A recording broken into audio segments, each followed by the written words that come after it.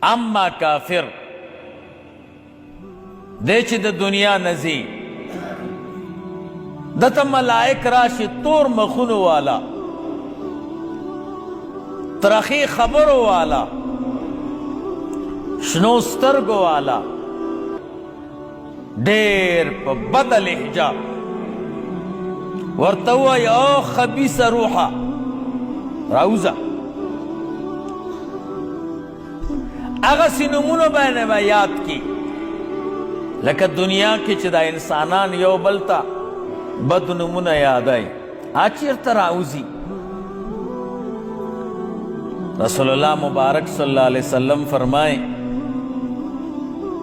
دسې په سختۍ به تې روح راوځي لکه یو مالوچ چې لونکې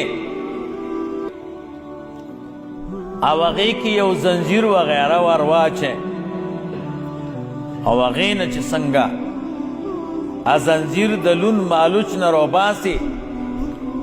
او ټول مالوچ ورسره راوځي او نه راښکلی کي بیا یو بیکاره ټوټه هغې کې تو شي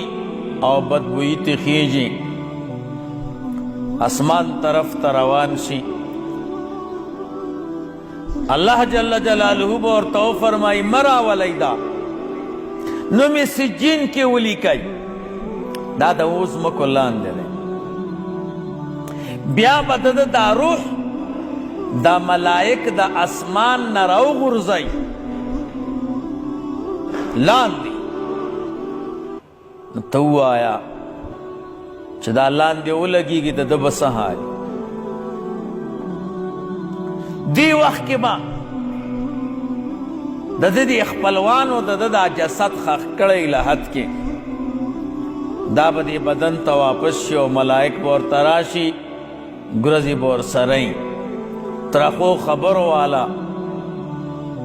ورته وبوایي من ربک وما دینک ومن نبیک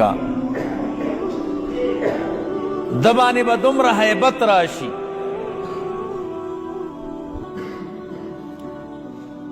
دی به وایي نه پوهېږم جواب به نه ورځي الله به ورته غاږ وکړي کذب عبدي زما دې بنده دروغ وویل